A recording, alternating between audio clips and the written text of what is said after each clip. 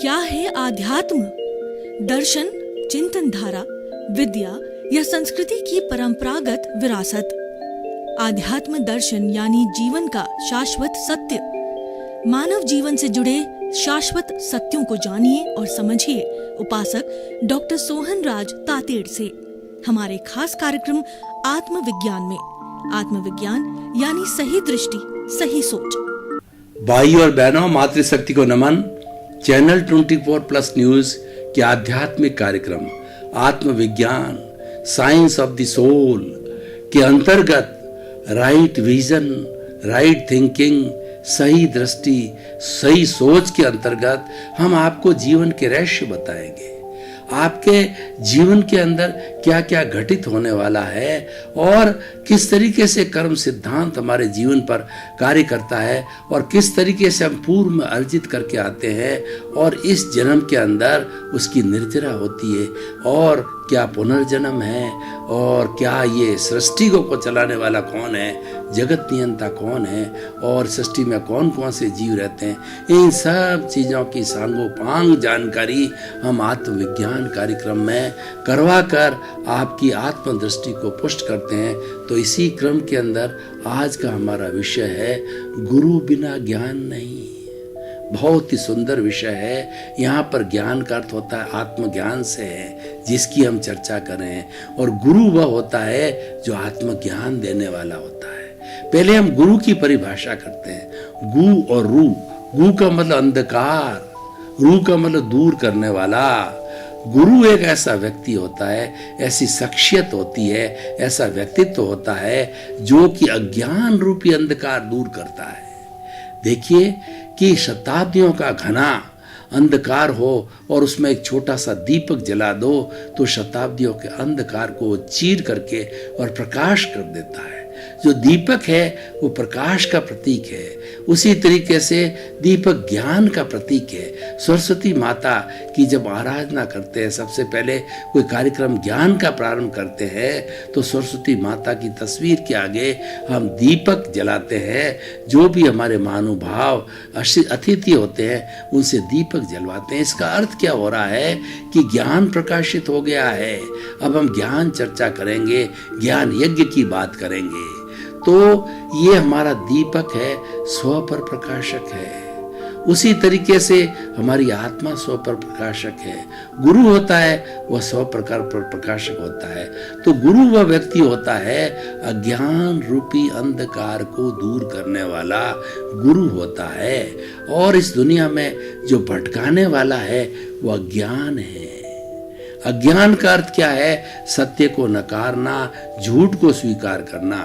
जैसे कोई जड़ वस्तु है उसको चेतन समझना और चेतन को जड़ समझना, साधु को असाधु को समझना, असाधु को साधु समझना, मुक्त को अमुक्त समझना, अमुक्त को मुक्त समझना।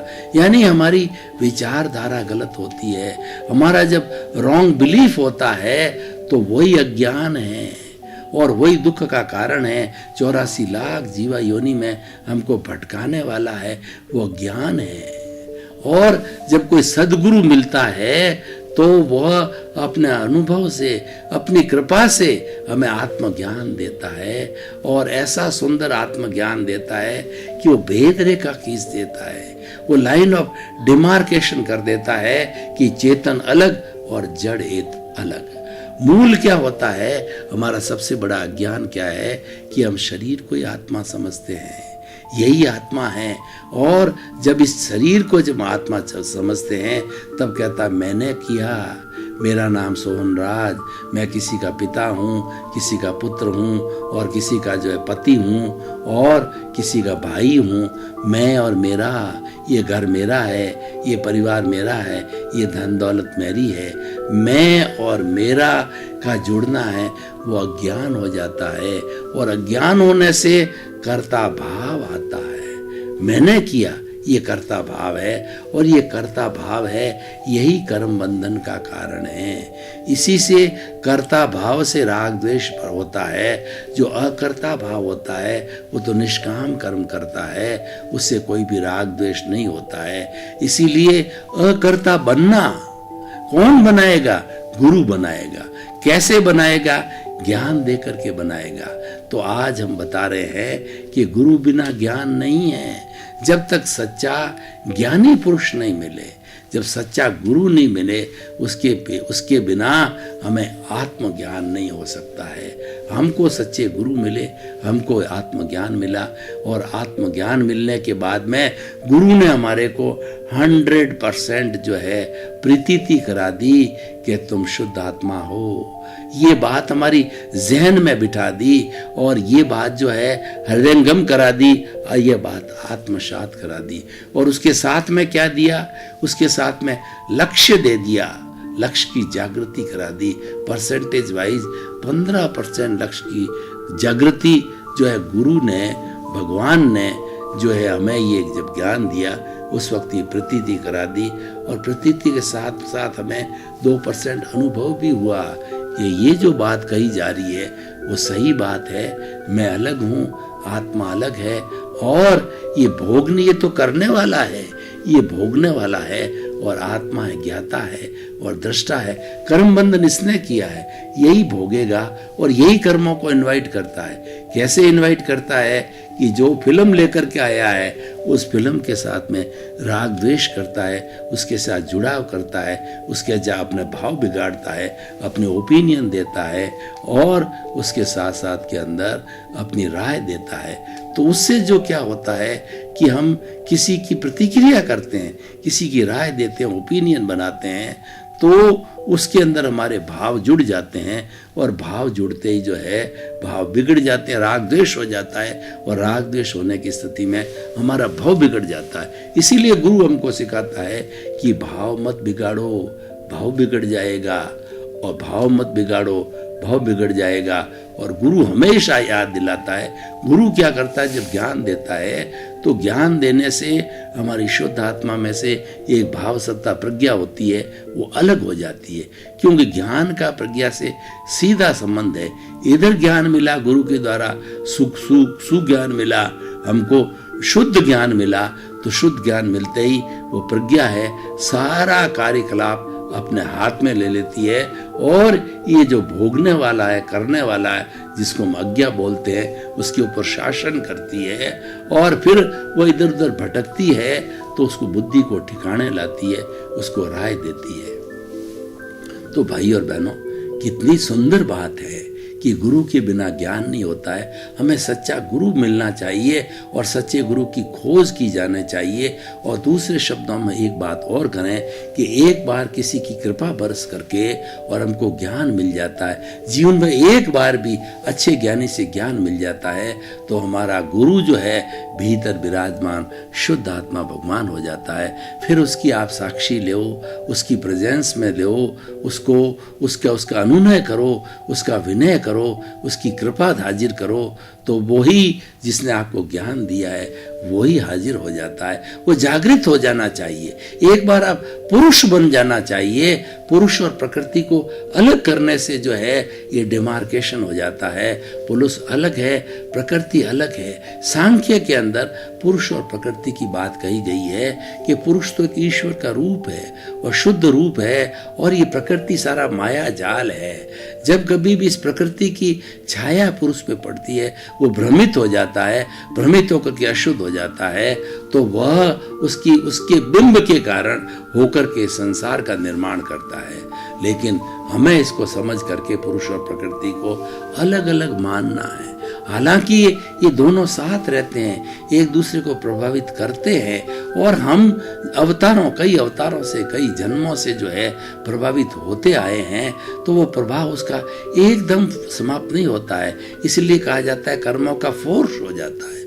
हमको जो ज्ञान दिया जाता है, उस ज्ञान के अंदर अहंकार को भस्मीभूत कर दिया जाता है। जिस तरीके से एक सपेरा होता है, वो सांप की जो जहर की थैली को निकाल देता है, और फिर उस सपेरे को आमदनी का साधन बनाता है, लोगों को दिखाता है, वह किसी को काटता नहीं है, कि उसका अहंकार रूपी जहर समाप्त हो जाता है।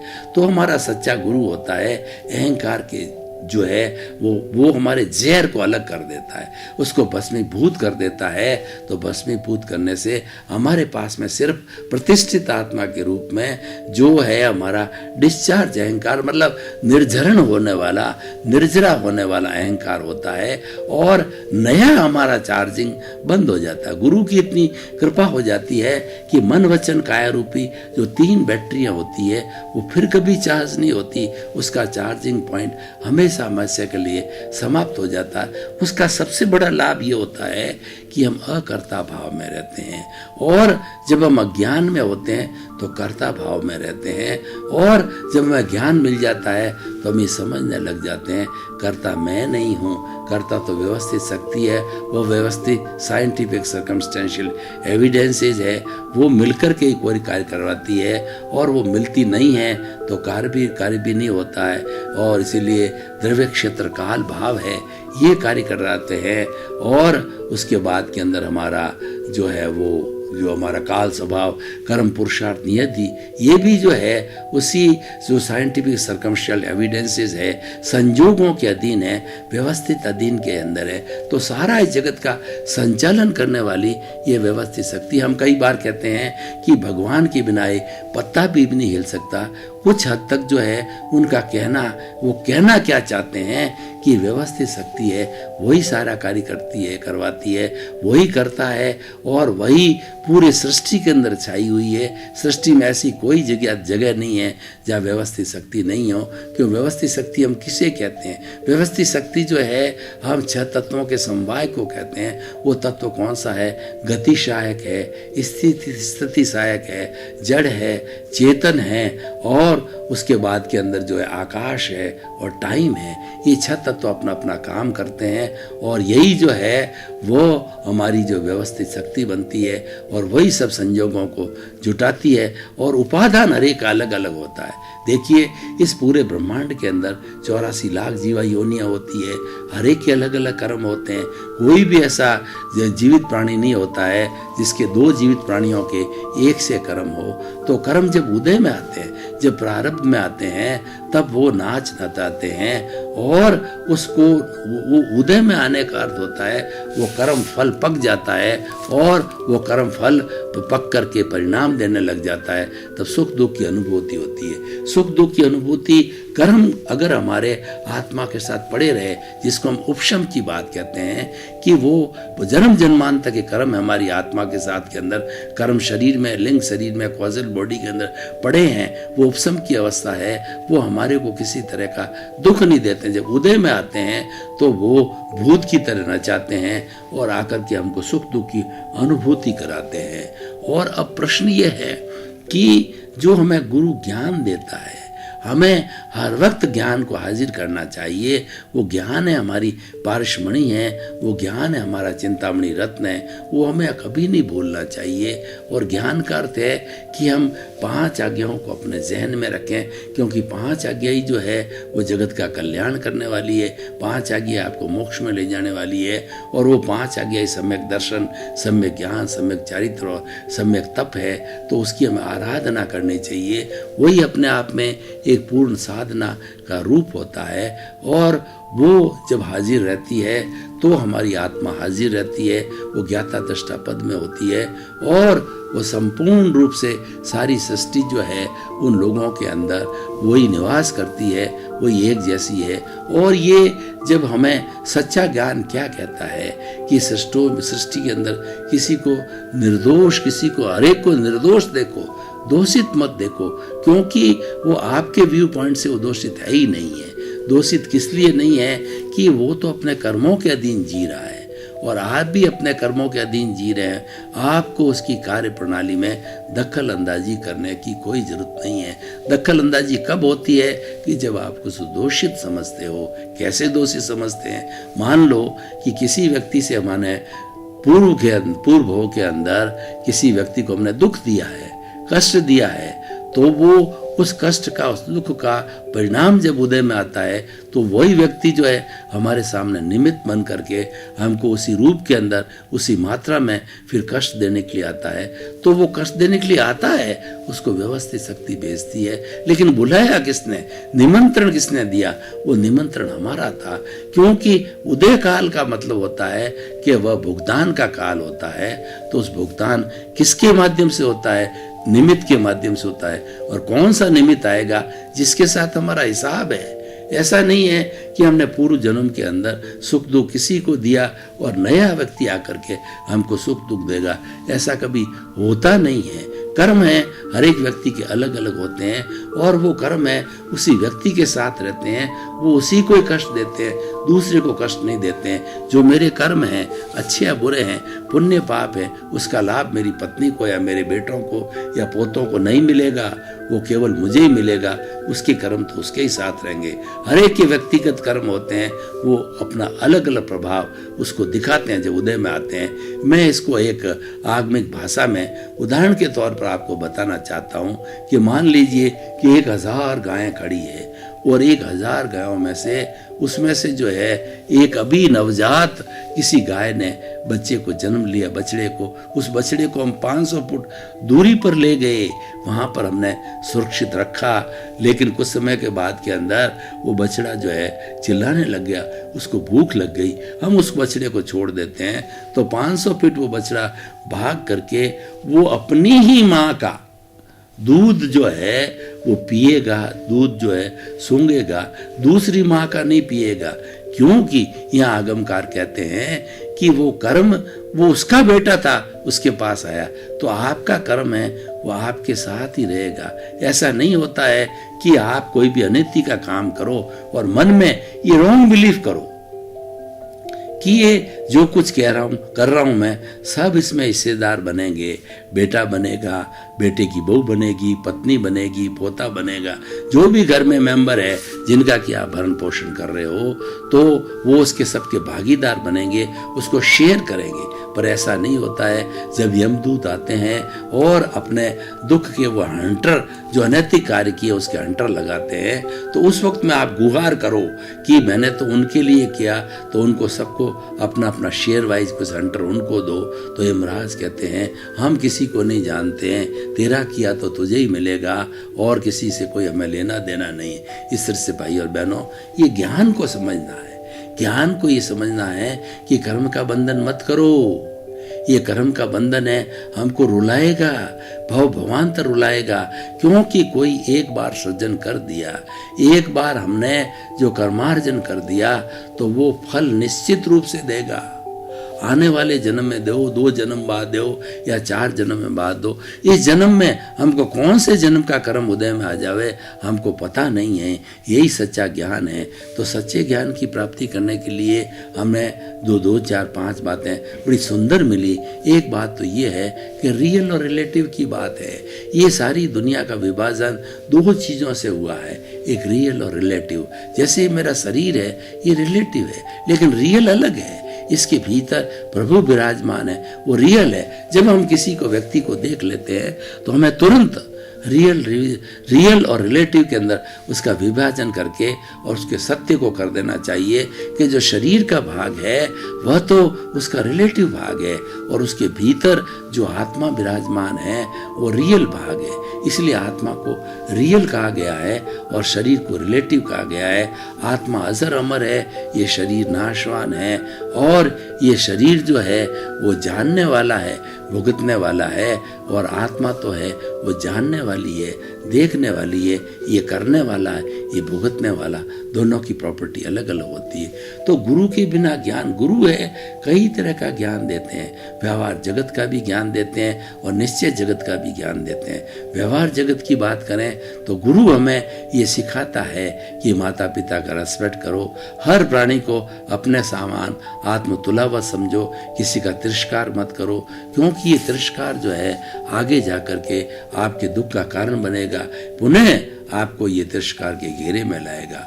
मैं आपको एक बात बताना चाहता हूँ कि भगवान महावीर की टोटल जो 12.5 वर्ष की तपस्या थी, उनको असंख्य कर्मों को, कई कर्मों को उसको भुगतना पड़ा। तो किसी न किसी त्रिपिटक के जो है जन्म के अंदर, जो कि एक राजकुमार था, राजा था, तो उन्होंने जो है एक उसको जो है चौकीदार को आदेश दिया कि ये जो है वो आवाज़ मधुर मधुर चल रही है और चलती रहनी चाहिए, और जब मुझे नींद आवे तो इस मधुर आवाज़ को रोक देना। ये उस चौकीदार को जो है वो बात बता करके और त्रिपिटक जो है वो सो गए। लेकिन जो इसकी देख रेख करने वाला चौकीदार था, वह भी उस आवाज़ से मुग्ध हो गया। उसने कहा थोड़ी देर चलते रहनी चाहिए, चलते रहने दो। जब जो भगवान के जो है राजकुमार के रूप में थे, जब उनकी आंख खुली तो उन्होंने कहा कि मैंने तो नींद की अवस्था में थे, मना कर दिया था इसको कि आवाज़ बंद कर देना चाहिए। तो उन्होंने राजा के खौफ में आकर के उन्होंने जो है उसके दोनों कानों के अंदर, कि तेरे को सुनने का जो इतना शौक है, तो दोनों कानों के अंदर जो है वो गरम गरम जो है शीशे की जो है शिलाएं भरवा दी और वो बेहोश होकर के वहीं पर मर गया। अब क्या होता है, भगवान जब दीक्षा लेते हैं तो वही व्यक्ति जो है उनका बदला लेने के लिए भगवान के कालों के अंदर कीले ठोकता है, और कीले ठोकने से उनको इतना दर्द होता है, इतना खून बहता है, लेकिन उन्होंने संभाव से सहा। उन्होंने क्या चिंतन किया, ये मेरा ही किया हुआ है, और ये जो आया है व्यक्ति, ये जो ग्वाला आया है कानों में कीले ठोकने वाला, ये निमित्त है, इसको किसी ने नहीं भेजा है, इसको मैंने बुलाया है, मेरे उपादान के कारण आता आया है, व्यवस्थित शक्ति ने उसे भेजा है। तो मुझे संभावपूर्वक सहन करना चाहिए, क्योंकि मैं संभावपूर्वक सहन करूंगा, अपने भाव नहीं बिगाड़ूंगा, तो नए कर्म बीज नहीं पड़ेंगे और नया कर्म फल नहीं आएगा, कर्म परिणाम नहीं आएगा। इस तरीके से उन्होंने 12.5 वर्ष के अंदर एक एक रात में संगम देवता ने मरणांतिक कष्ट दिए। ऐसे कष्ट है कि एक भी कष्ट व्यक्ति झेल नहीं सकता, लेकिन भगवान ने संभावपूर्वक सहन किए। भगवान जो है महावीर के सारे कर्म एक तरफ और 23 तीर्थंकरों के कर्म एक तरफ थे, इतने वो कर्म करके आए थे, लेकिन उन्होंने संभावपूर्वक उन फाइलों का, उन कर्मों का निपटारा किया और समता भाव से किया। उनमें से किसी को भी दोषित नहीं देखना। भाई और बहनों, आपका बहुत बहुत धन्यवाद। आप ये आत्मविज्ञान, साइंस ऑफ दी सोल देखते रहिए। इसके अंदर आपको जो है सही दृष्टि, सही सोच के अंतर्गत, राइट विजन, राइट थिंकिंग के अंतर्गत बहुत से ऐसे गूढ़ रहस्य बताए जाएंगे, ऐसे ऐसे सूत्र बताए जाएंगे जो आपको किसी किताब में नहीं मिलेंगे। क्योंकि आत्मविज्ञान के अंदर प्रारंभ से अंत तक आपको जो बातें सर्व की जाती है, सब अनुभवजन्य होती है, किसी किताब में लिखी नहीं होती है, किसी किताब में रट करके, किसी किताब को पढ़ करके नहीं बताया जाता। भीतर से, जैसे कि एक पत्ता गोभी का होता है, दूसरा पत्ता होता है, तीसरा पत्ता होता है, तो भीतर से जो ज्ञान की परतें जो खुलती जाती है, उन परतों के कारण आपके सामने गूढ़ रहस्य आया है। इसी क्रम के अंदर आपका जीवन मंगलमय हो। आत्मविज्ञान में आत्मविज्ञान यानी सही दृष्टि, सही सोच।